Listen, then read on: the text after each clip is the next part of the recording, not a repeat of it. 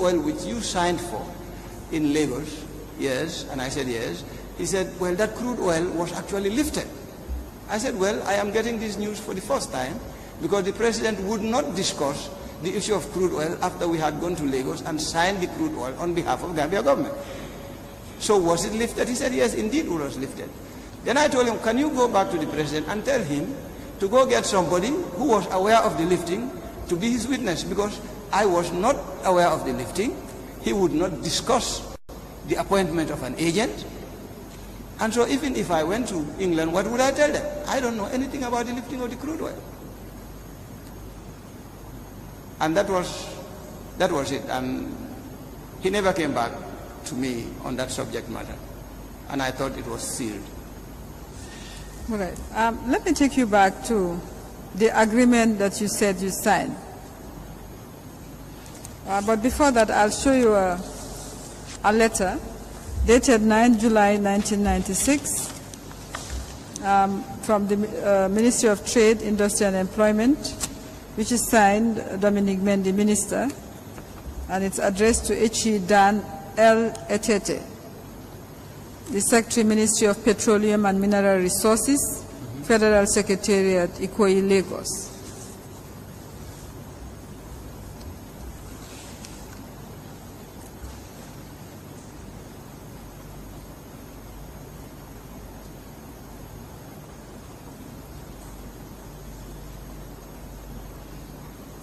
I think if you can check the signature and confirm whether it's your signature. Yes, that's your signature. I recognize this is mine. Okay. Could you read the letter so that at least the record would capture what it is about? The whole letter? Yes, it's 1.5 pages, okay. I think. Ministry of Trade, Industry and Employment, Independence Drive, Banjul, the Gambia, 9th July 1996.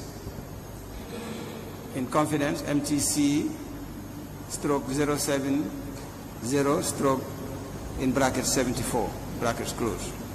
H.E. Dan Etete, the Secretary, Ministry of Petroleum and Mineral Resources, PMB 12844, Federal Secretariat, Phase 1, Ikoyi, Lagos, Fact 01269003. That's fine, you can skip those little details. Okay. The rider is Technical Cooperation Special Assistance Program. Following the recent two-day walking visit to your great country by H.E., the Head of State of the Republic of the Gambia, the possibility of Nigeria's assistance to the Gambia in the petroleum sector, among others, was discussed. Let me first of all wish to express the profound gratitude of the government of the Gambia for the long-standing and very invaluable assistance that the Federal Republic of Nigeria provides to this country in our socio-economic development efforts.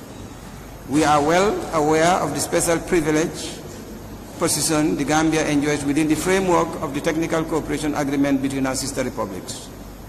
Your Excellency and dear colleague, permit me to elaborate on my government's desire for Nigeria's assistance in the provision of refined petroleum products towards meeting our consumption requirements, as well as generating the much-needed financial capital for our development programs.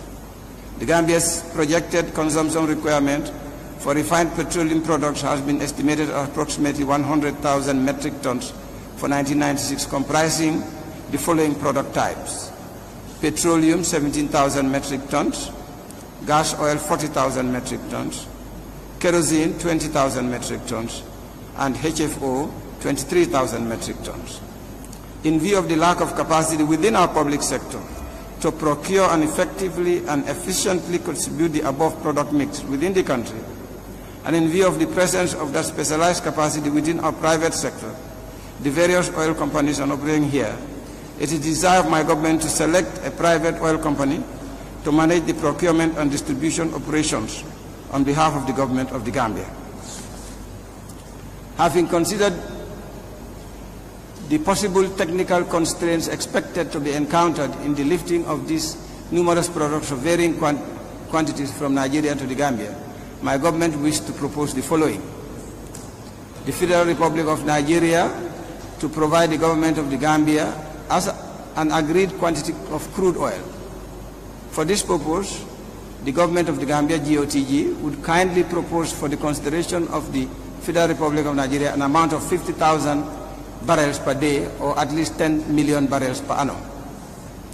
the government of the Gambia to designate a reputable private company in consultation with the Federal Republic of Nigeria to lift the crude oil from Nigeria for refining in its refineries.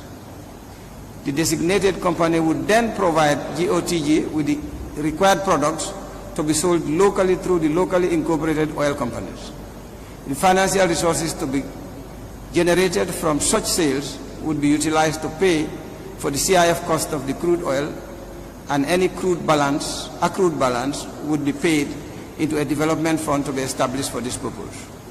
In order to be able to pay for the crude oil and at the same time make a modest margin for the development fund in 3 above, the government of the Gambia would be grateful if the Federal Republic of Nigeria would make available the requested quantities of crude oil at the rate of Platts less $5 per barrel. The preferential credit period to be extended to the Gambia is to be 90 days. Your Excellency, I would kindly request your government to favorably consider the proposal outlined above, the modalities for the operationalization of which could be finalized at your earliest convenience. Before concluding, I would like to place on record my government's commitment to the sacred principles of transparency, accountability, and probity. Any assistance provided to the AFPRC, which is Armed Forces Provisional Ruling Council government of the Gambia, would be effectively utilized in the supreme interest of the Gambian people in a transparent and accountable manner. Long live the Republic, the Gambia-Nigeria friendship and cooperation. Long live African unity. Long live South cooperation. Please accept, Your Excellency, the assurances of my highest consideration, Dominic Mendy, Minister, and is copied to the Secretary General, Office of the Chairman, the Gambian High Commissioner, okay. Lagos. That's fine. Thank you very much, Mr. Mendy. Did you accompany the President on the trip that you mentioned in the first paragraph? Indeed, yes.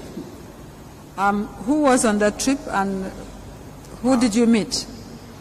I cannot remember now, but there were several, because it was a state visit. So there were several ministers. One thing is certain, the foreign minister was there. It was Blaise Diagne at the time.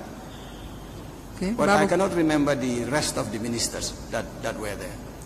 Who was Secretary General at this time? Secretary General at the time, it might have been the late Mr. Wada. Okay. Now, you mentioned consumption. Okay, let's go back to the trip actually before I move on. So what happened at that trip, during that trip? Was it during that trip that Abacha was approached? That was when I witnessed Abacha being approached. But I would think he might have been approached prior to that by the President. Were you in the meeting when Abacha, the President and Sani Abacha discussed this matter? No. It was a private tete-a-tete between them, and it was when he came out that he said the President has agreed to let Gambia lift the crude oil. Okay.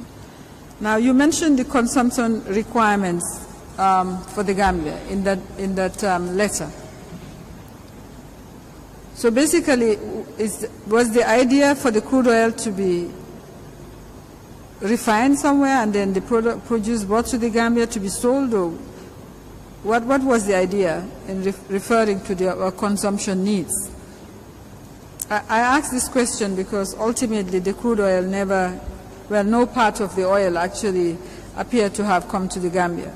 What was the idea when you wrote that letter?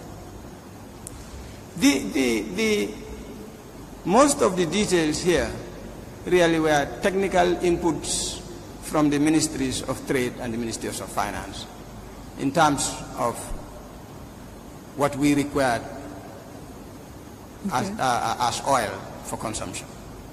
But the basic idea really was to lift the crude oil and make some money from it to support government. Do you have a copy of the agreement that you said you subsequently signed? I had, but I don't have any copy anymore because I had a copy even of the power of attorney. But in 2001, I was arrested by the NIA because I did some work for the European Union and the Gambia Agribusiness Services project to create a pricing mechanism for the mobilization of groundnut products from farmers. And government was not happy with my involvement in that assignment, and they arrested me. And that was when they imposed a persona non grata on the EU chargé d'affaires to leave. And they searched my house. After detaining me about 4 or 5 days, they searched my house and picked up those documents and went away with them. Who searched? Who picked you up? The NIA. Do you remember who was heading that NIA team? No. I didn't even know their names. So in fact, that was the first time I was meeting some of those people.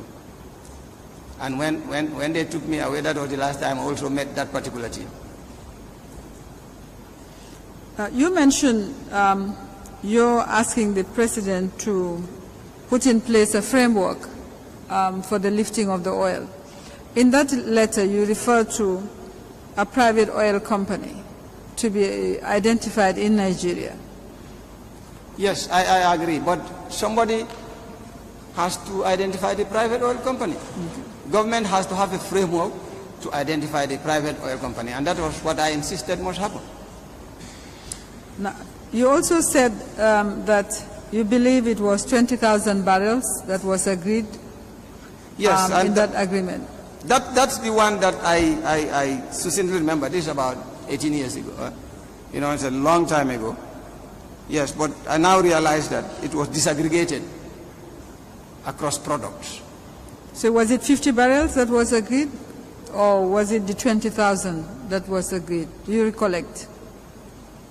I can't remember the figures, actually. I wish I had the agreement. Yes, the agreement. Do you recollect the margin? The margins, no, because the margins were not negotiated. The margins I'm giving you here are examples of margins. Because excuse me. Go ahead. Government did not establish a mechanism. It did not appoint an agent. It did not even contract a margin, as far as I was concerned. But what I'm saying is, I know that margins are created, and those margins might even be in the ranges of some of the examples I've given you. So the agreement that you signed with the government of Nigeria did not contain the possible, any possible margin that Gambia could look to? No, ma'am. The agreements do not contribute, because it's after you have signed the agreement for the lifting that you negotiate the margins. With the refinery? With the refineries or with whoever is buying the oil. Now, you said you were accompanied by Batata Jawara and Mabajou. Was anybody else in that delegation? No. As far as I was concerned, those were the only government officials I was tasked to go with. And then Mabajou was the High Commissioner by default. Were you accompanied by anyone who wasn't a government official? No. Where did you go when you signed? Where did you sign this agreement? Excuse me? Where did you sign the agreement? The agreement was signed at the headquarters of the NNPC in Lagos.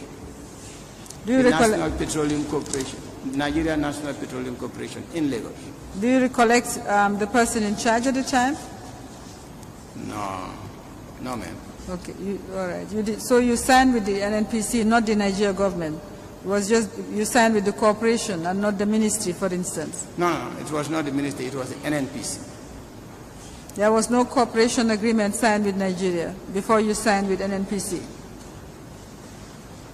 I cannot recall any cooperation agreement required to have been signed before we signed that contract. All right. Let me have the agreement back. Are you familiar with the name Chantrils Commercial? Chantrils, C-H-A-N-T-R-I-L-S. Chantrils Commercial, yes. I think this might be the first time I'm hearing that name. What about Glencore? Glencore, I have heard about Glencore before, because Glencore is a big French conglomerate.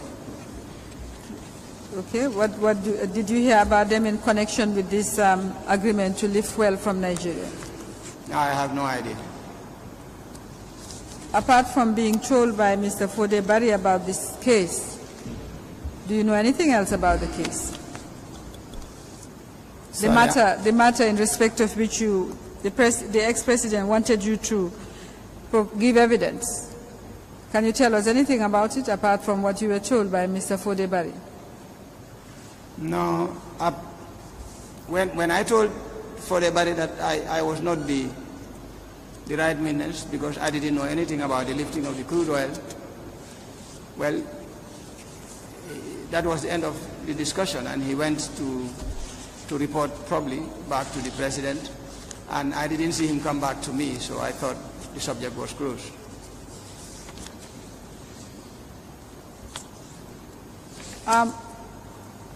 Did you know a gentleman called Samuel A. Sarr? Very well. What was his involvement in this matter? His involvement might have been after the signing of the crude oil deal. Because afterwards, because I was interested in what was happening, and I was trying to find out how come these people went to court, when was the deal signed, and I heard from the grapevine that Samuel Sarr was part of the people who arranged or negotiated for the lifting of the oil. Okay. When you say you know him, at the time you were minister, during this period, did you know him? I knew him even before I became minister. I knew him whilst I was minister, and after I became minister, I still continued because he is of Gambian lineage. During the period that you were Minister of Trade, as far as you are concerned as Minister of Trade and Minister of Finance, did he have any connection to government? If Samuel Sarr had connection to government? During the period you served as minister, which is 1995 to 99. I don't know what connection really means, but I know Did he work with government? Did he have a relationship? What role, if any, did he play in government? I know that he had a lot of social relationships with many people in government, but that he worked for government, I have never, I don't know. I don't know if that has ever happened. Okay. You are not aware of any contracts he had with government at the time? Contracts that he signed with government, no. No, he had? Okay. No, ma'am. So as Minister of Finance, you wouldn't know, or Minister of Trade, how he would have become involved in this matter? Who became involved? Samuel Sarr. You said subsequently yes. heard. I honestly, I didn't know how Samuel Sarr became involved in this matter. And I only knew that, like I told you, after I was told by Fode Barry that the oil was lifted, and I went to find out, and eventually I heard from the grapevine that Samuel did the lifting. Okay. Sorry, Council, we are not clear. Mr. Mendy, in what role did you remember meeting Mr. Sarr? What did he do for a living at the time you knew him? I knew Samuel Sarr before I went into government. Samuel Sarr is, his namesake is the late Dr. Pama, who is probably Samuel Sarr's mother's cousin. So Samuel Sarr's mother is a Sau. She's Gambia. It's so what the Aku says Sau. Now, so I knew Samuel Sarr. And I know that during 1996, when we were campaigning, the election campaign for 1996, Samuel Sarr was always around. He was always around, and he was always in the gallery. I knew that. As what? Well, I would guess he was either a spectator or he might have been supporting some political process. But he must have had people, or somebody for whom he is there for. One more. When you were Minister of Trade, who was Minister of Finance? Do you remember?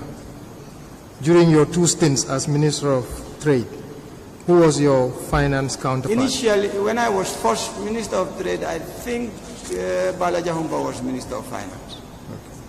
Okay. I think so. Second time? Second time when I returned to the Ministry of Trade, the late Farmer Rajata became Minister of Finance. Now, the designated company or agent, this designated company or agent that was formed or contacted without your knowing, might it have been Mr. Sarr, or would it be a Nigerian company? I really have no idea. No idea? No. Thank you for now.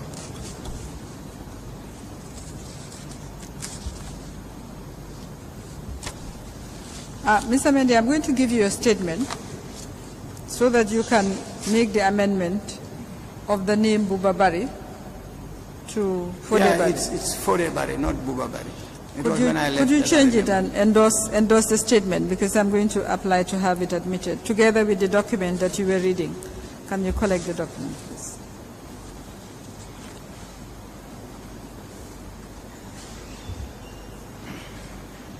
Just change it and endorse the change on the side, on the margin. Yeah. I believe it's on the third page.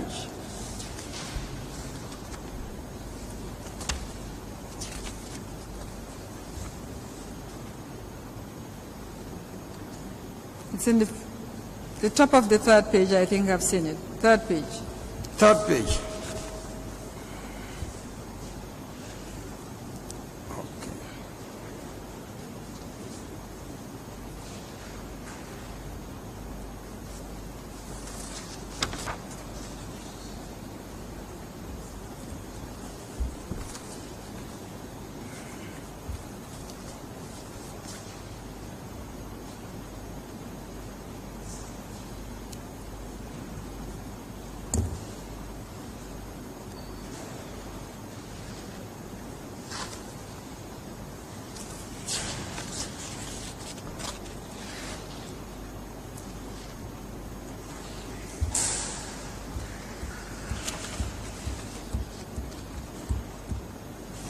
Sorry, could you just date the margin?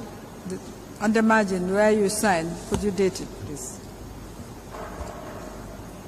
Although this is an initial, could you do your full signature on the margin here with a date, please? Thank you.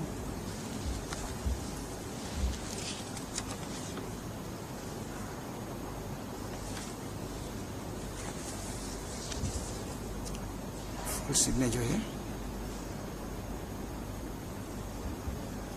Today is the 23rd.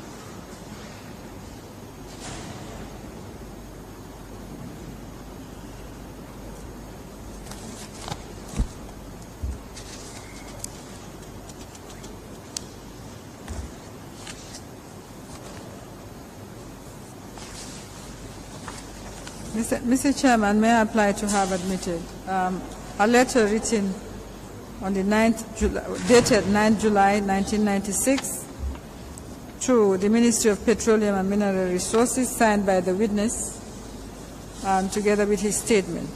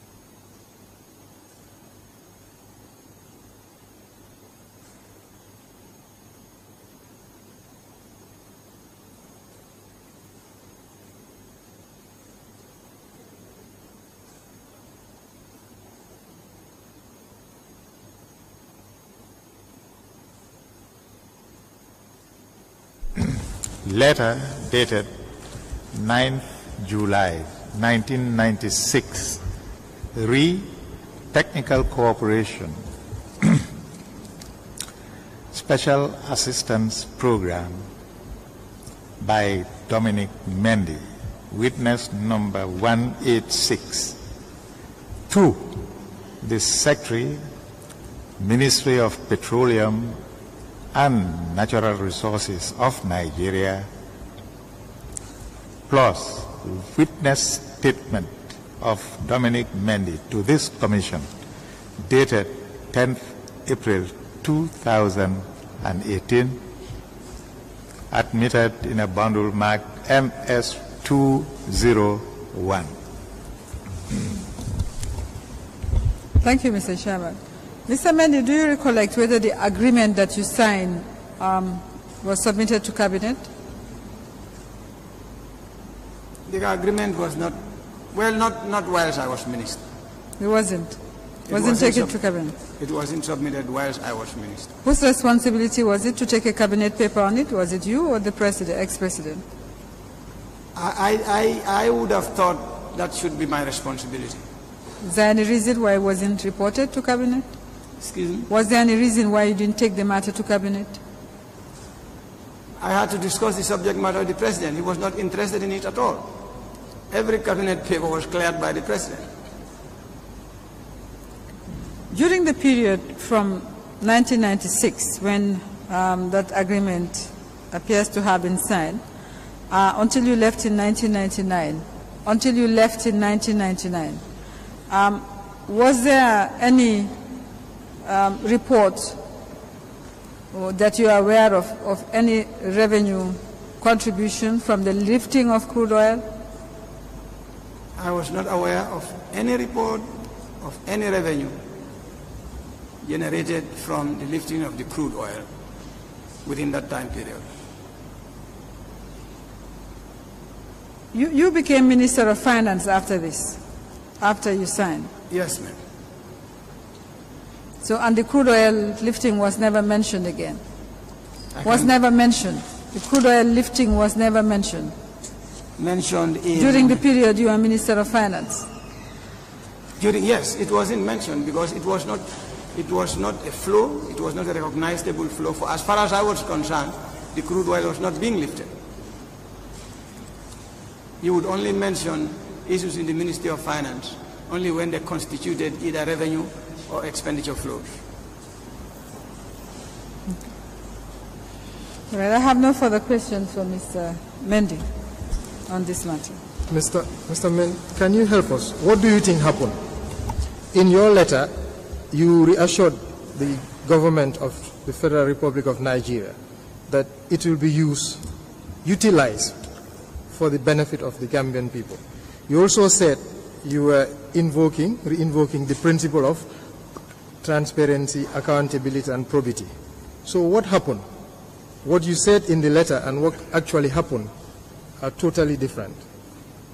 We would like to know what happened. So the question is, what do I think? What do I think happened? It's not what I knew happened. It's what I thought happened. Because after Mr. Barry of the NIA, came to my office, was really when I confirmed my fears that this oil might have already been lifted and somebody was benefiting from the oil. But really... Somebody? Might have benefited. Somebody who? No, well... You were highly placed and you had power of attorney. You represented the Republic of the Gambia. When you say somebody, who do you have in mind? At that time, I could only point a finger to the President because he was the person who gave permission for it to be done, and I thought he should have been interested in the deal being finalized in a very transparent manner, as is expressed in that letter. Was that why he wouldn't discuss it with you?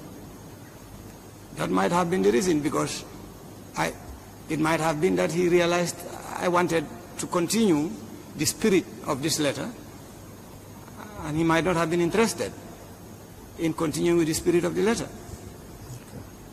Go ahead. Thank you.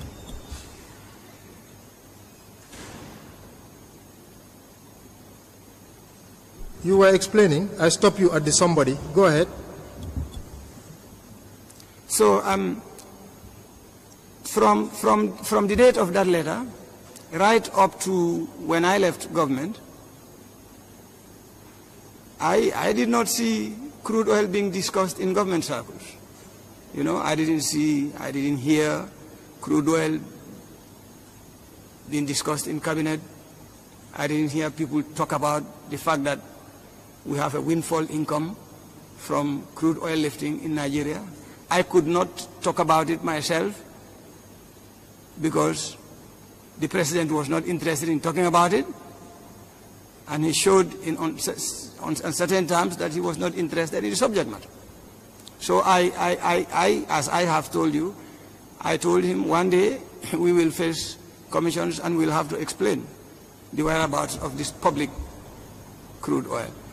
You could have only said that because you suspected there was something not going right. I suspected it was not right. And at the same time, the government of the Gambia was very grateful to the government of the Republic of Nigeria. Of Nigeria, exactly. So there was some assistance given to Gambia. You just couldn't account for it as Minister of Trade or Finance. There was assistance approved for Gambia. That is what I could have said at that point in time. I didn't even know it was already given to Gambia until that fateful day when this NI officer came to my office and requested that I go be a witness to an arbitration case in London. And as an intellectual, as a matter of curiosity and a consultant, did it interest you to further find out why there was a litigation? Just for your own, the arbitration bit. Did you do any research for your own information and benefit as an intellectual? I was interested because having heard that, I would not just sit down. What did you find out? I found out that the arbitration was with respect to the same crude oil for which I signed, and that somebody was lifting that oil.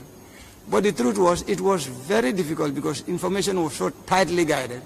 It was very difficult, almost impossible for you to tell who it is or who it was that foresaw the lifting of the crude oil and who lifted it and why in the first place the arbitration was taking place. Although eventually I was told the arbitration took place because somebody did not pay somebody else, you know. And to me, it appears it was the government of the Gambia that was going to arbitration. I didn't understand how the government of the Gambia could have gone to arbitration over unpaid revenues from oil lifting when, in my opinion, the government of the Gambia did not sanction any oil lifting. But that was probably because I didn't know that somebody else actually sanctioned the oil lifting, and that could only have been the president at the time.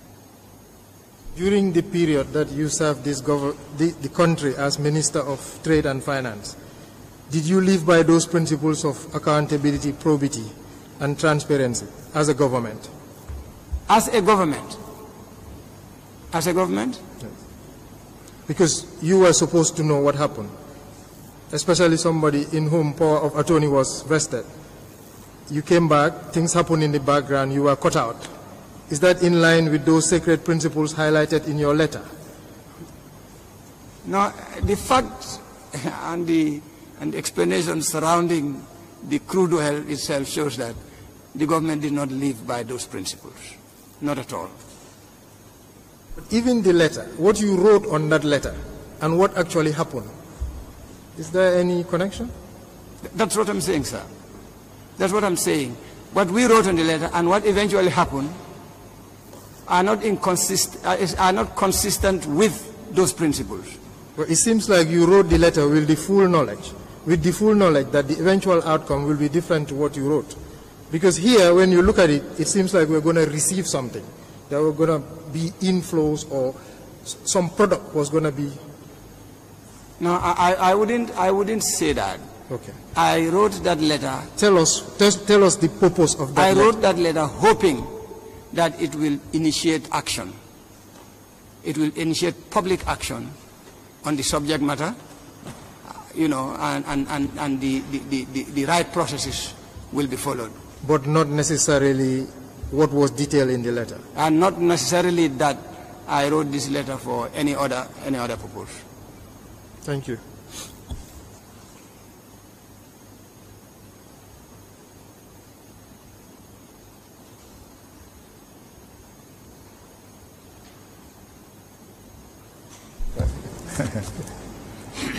Any more questions, Council?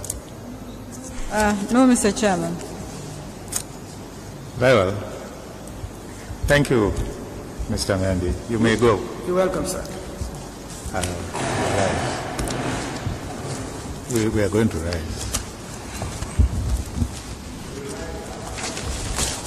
And we'll be back tomorrow at 10 o'clock.